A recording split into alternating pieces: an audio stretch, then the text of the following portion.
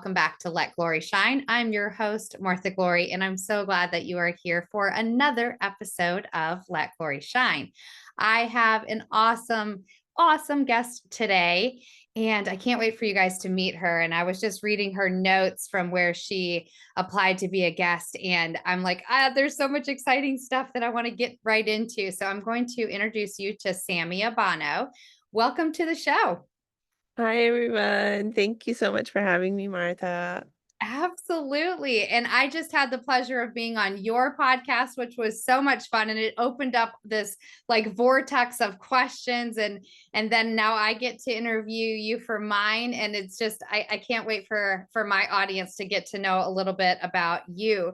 So, Samia, tell us a little bit about you, just the acorn version. I love the trademark, the follow your heart process. Can't wait to hear more about that, but tell us a little bit about yourself. Mm, Thank you so much again for the opportunity.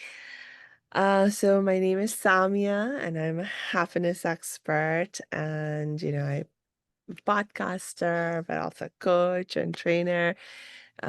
Basically on a mission to help people learn how to be happy, how to take control of their mental, emotional health, and just live life so that you can be really thriving in your life. And it wasn't always this way. For like a lot of us, for me, getting to this point of being a happiness expert really started with me really struggling with my own happiness because I'm a survivor of child sexual abuse. And so from a pretty young age, from about 8 years old on, I have well, first of all, I was basically just struggling and just wanting to end my own sense of suffering and pain and trauma. I didn't honestly even care about anyone else very much in the early years of being in that trauma. But as I continued on my journey, I continued to heal. I realized more and more that, hey, it's not just all about me. And the more I actually did allow myself to care for others, to help others in whatever little big ways that I could, the more it helped me.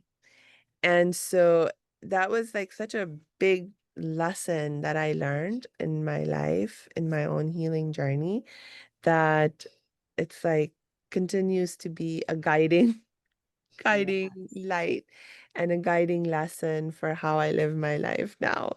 Yes. Oh, I love that. That's beautiful. And I too had to learn that lesson, right? And like I say all the time, like God didn't make us to do life alone. Like that's not how he created us. He created us for community. He created us to do life together, not to do life in our ivory towers that so many of us have isolated ourselves into. And so often trauma makes us feel and isolates us and makes us feel so alone. And so Yeah. I love that you brought that up because, yes, that is one of those isolating factors. So, how do we touch somebody and say, that's been through the things that we have? Because I share, like I told you, I share sexual abuse in my past as well as physical abuse and mental, emotional, spiritual trauma.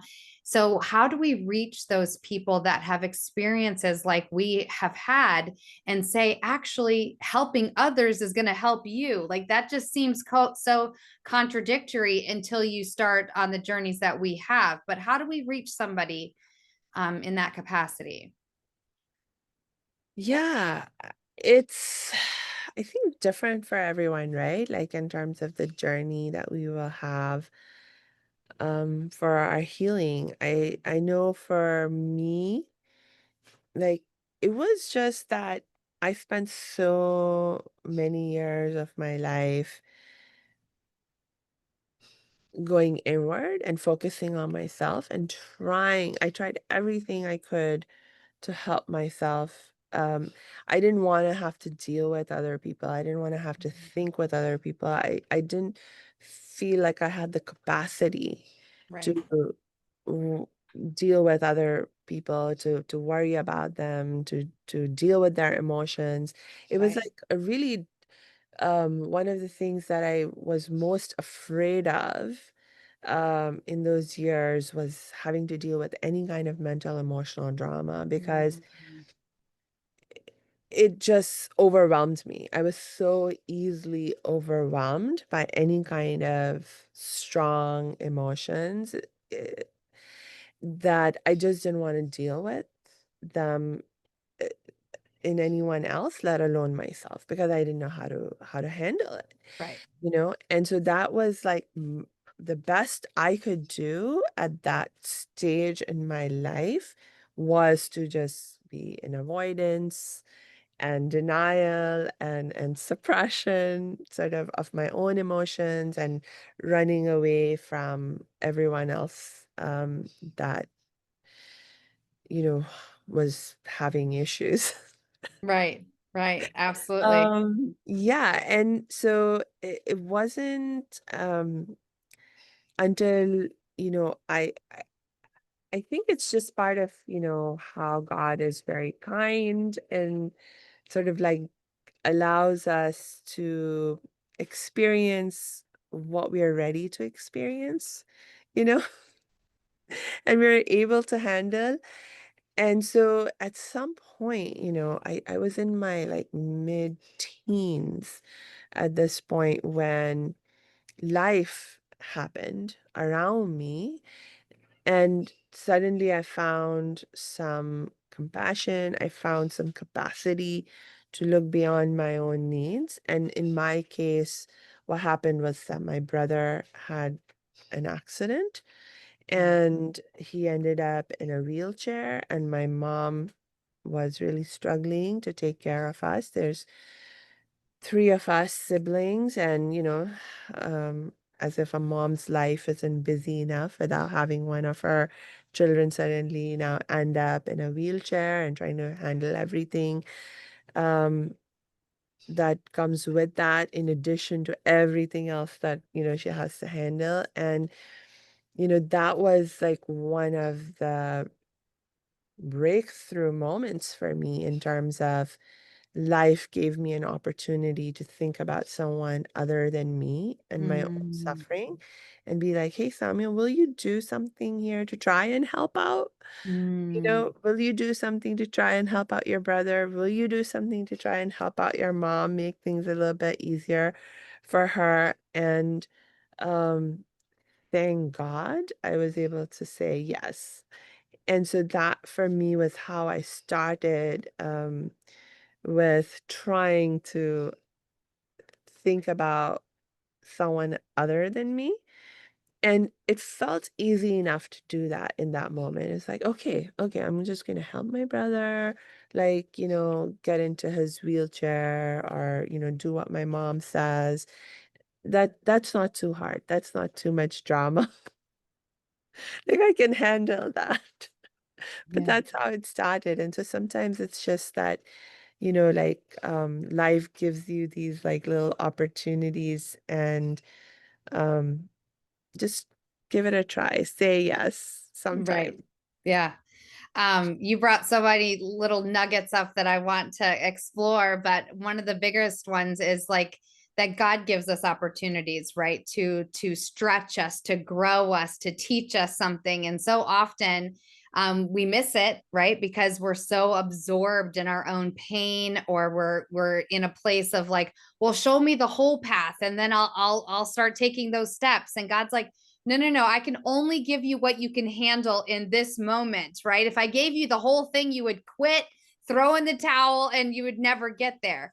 But as we say yes, and as we continue to show up, you see that there's more and more opportunities to continue to show up, and God shows you a little bit more and a little bit more and a little bit more of like the bigger picture, right? And it's just these puzzle pieces that keep on adding onto what we know and understand. And Yeah. it also reminded me when you were talking about your brother and your mom and how you said yes and you were so glad that you did. So on my journey, I actually did that and it became an almost addiction helping Mm. other people because I became a people pleaser. I became a caretaker. I became all of these things and I lost my identity again in that. That became my identity because I didn't have an identity of my own. So it was like I was trying all these things on for size. Does this feel good? I'm a caretaker. I'm a nurturer. I'm a, like I'm a people pleaser. And eventually you realize you're exhausted, you're empty, you're done. Like it's exhausting. So you can almost do that to default and then realize that that doesn't serve either. You have to have the harmony of self, right? And understanding what that means, and then the desire to be able to show up for others. But if this is empty, like this, then right, there's no harmony. And so I love that, but I did it to a fault and it became a deficit for me. And then that created a whole new struggle Mm. that I had to realize, and I had to then learn the tools in order to understand healthy boundaries and intention and all of those things that help us to create the harmony of self and others. Yeah, I hear you about the temptation to just focus on others. When you discover the joy in that and the, oh, this is helping me to feel better. Um, but I will say my experience has been a little bit different in that I've always been a little very obsessed with myself. So I don't know if I've ever had the challenge of being a people pleaser as such. There's always been with me like a natural limit to how far Mm, I will think about anyone else. And actually, it's something that I'm working on now in terms of how to have healthy relationships with others where I'm not just thinking about them when I want to think about them, but when they need me to be paying attention, right, right, Like, it's this, I've it and, there's this, tendency that we have that we learn from our parents and other, caregivers in our life. And there's two main ways that we learn from them. One, we learn from them what to do, like we do what they do, but then we can also learn from them the lessons of what we don't want to do. And so we rebel and we go the opposite way. And I think what happened with me is that one of the things that I learned from my mom was what I didn't want to do, in the sense that my mom is one of these people who will empty herself out completely to be giving, giving, giving to everyone else. And there was always something about that that really bothered me, and I was not willing to do.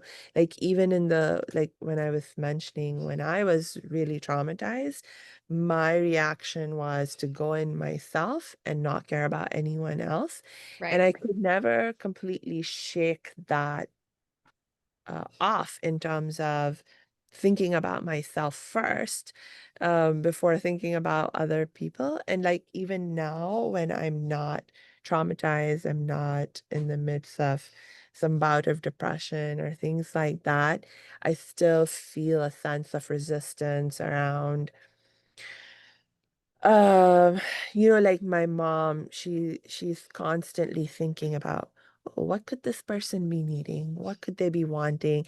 And she tries to anticipate your needs right, and do yeah, stuff for you even before you ask her. And right, I'm like, "No, please tell me when you need something and what you need, and I'm so happy to help you with it whenever I can, but I don't want to have to think about what you may be needing, wanting, feeling.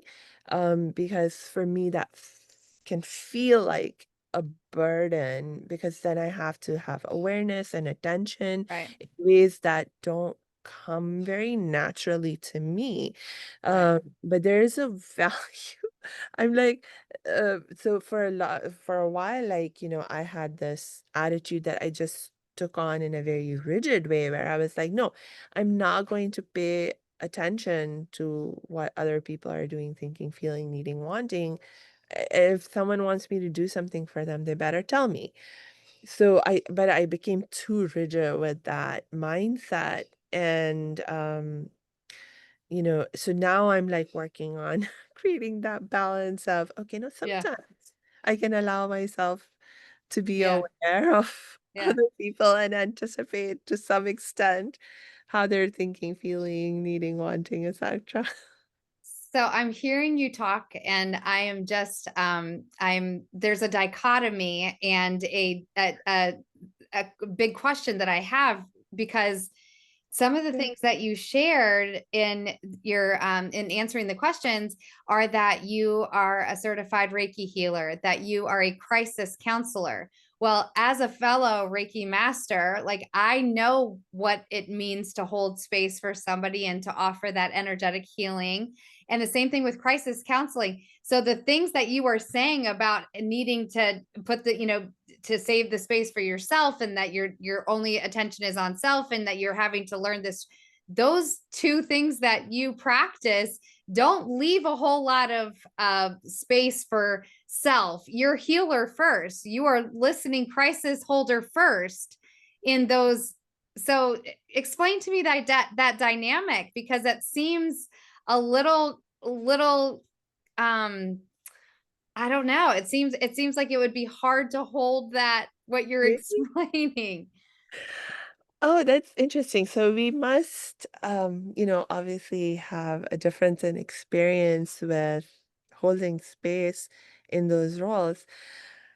Like for me, whether it is that I'm in that healer mode of being, a Reiki healer or in other capacities, even like crisis counseling, for me, it's like, about holding that healing space, and creating a container, But to allow that's for stepping out of healing. self. Mm, I don't know if I have ever thought of it in that way or experienced it in that way. It's like, I mean, if you think about what it takes to be able to do that work day after day, year after year, um, I mean, I've seen so many people burn out and just not be able to handle, not so much with the Reiki healing, Right. but with Crisis. Yeah. crisis counseling.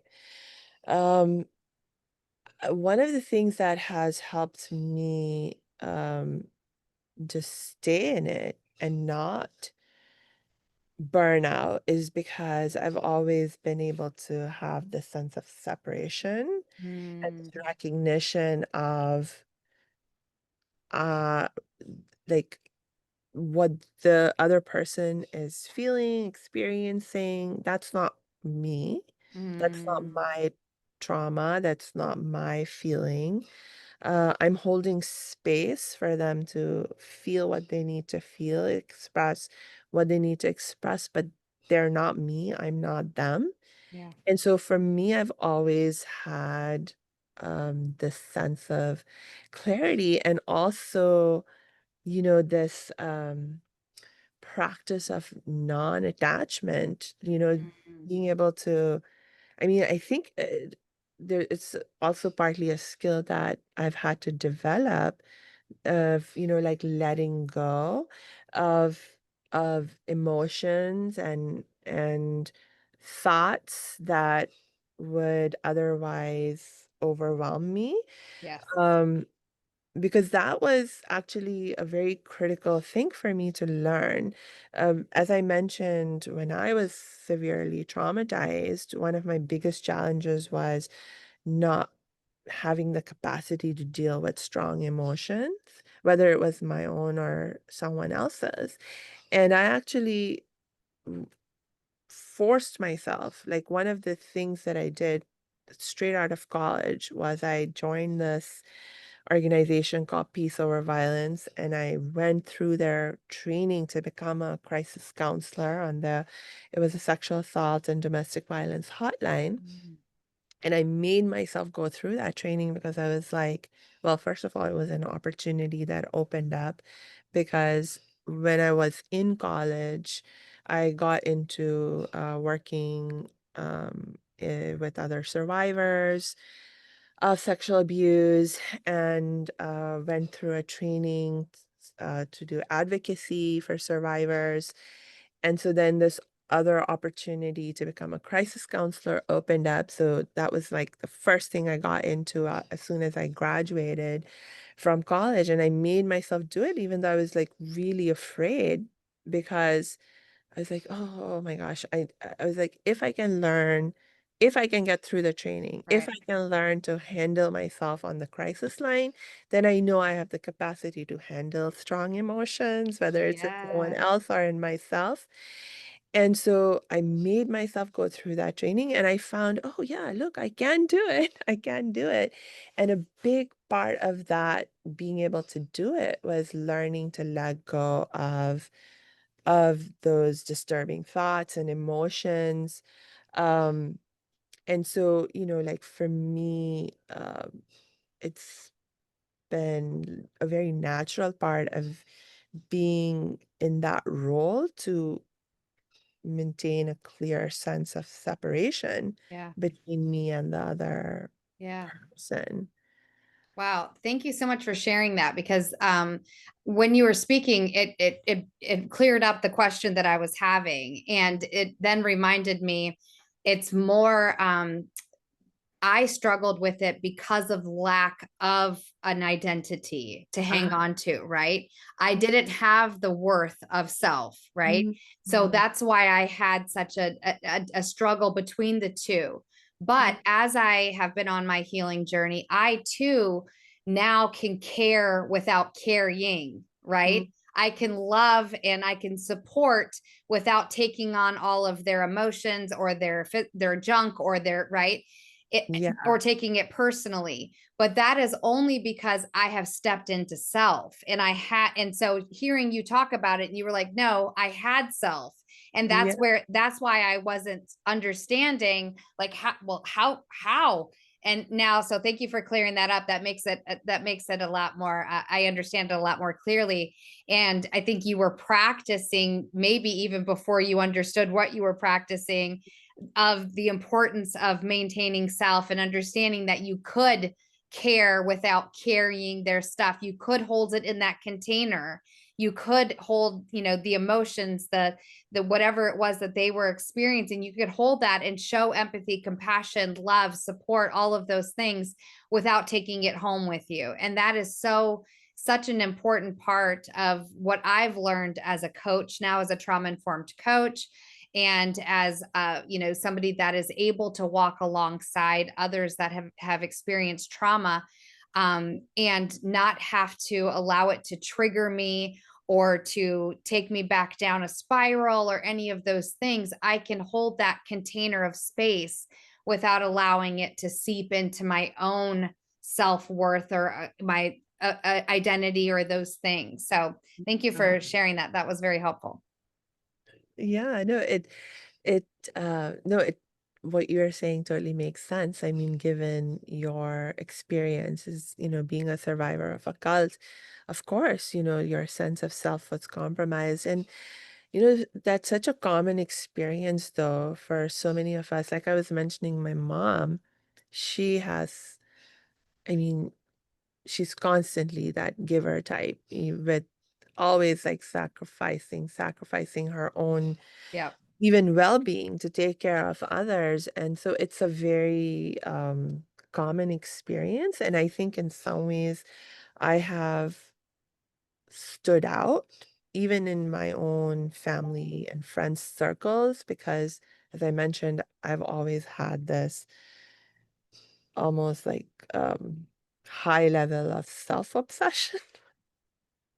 And so I've had to learn some other boundaries. Yeah. Yeah. Yeah, absolutely. Absolutely. I love that.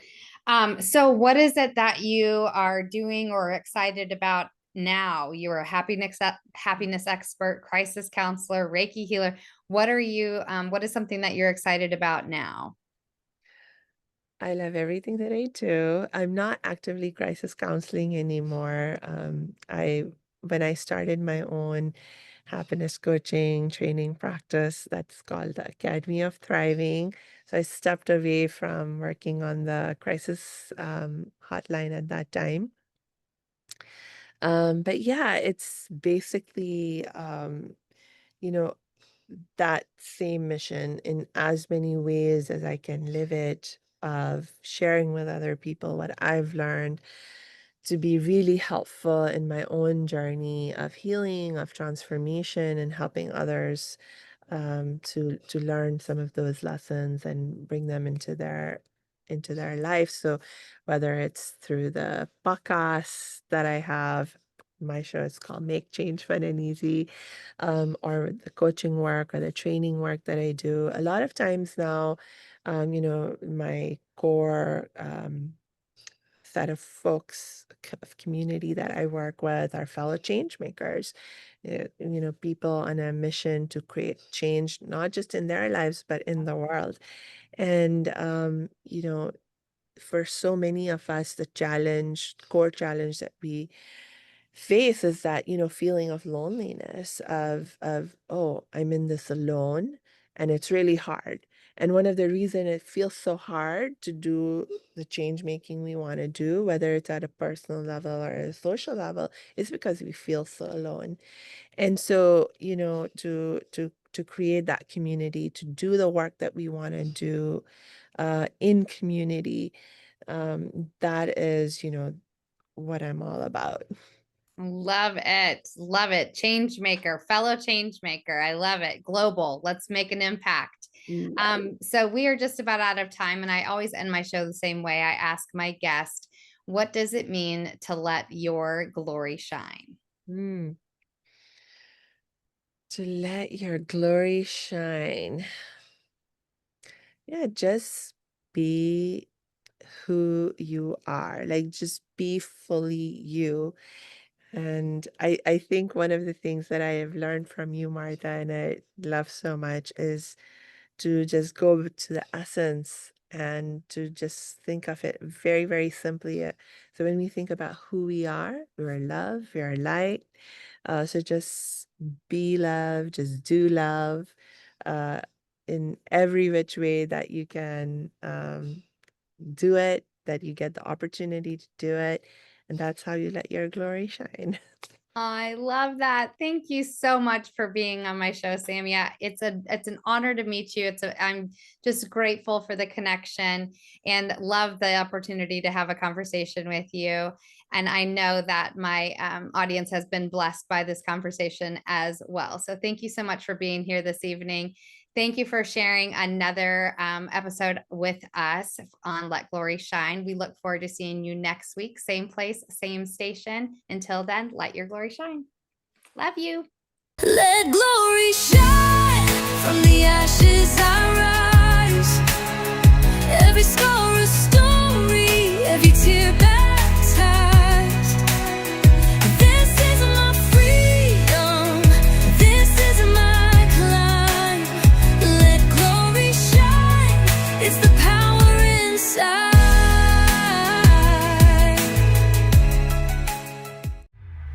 This is your prosperity era, where dreams align with grace, abundance flows like rivers. You've stepped into your place. Rise, reign, and remember, you were born to shine. Welcome to your moment, Prospera, it's time. We hope you enjoyed today's show on Prospera TV Network. Make it a point to visit us on YouTube and catch all your favorite shows anytime you want. Interested in hosting a show of your own? Or advertising your business on our network? Contact Elena Rodriguez,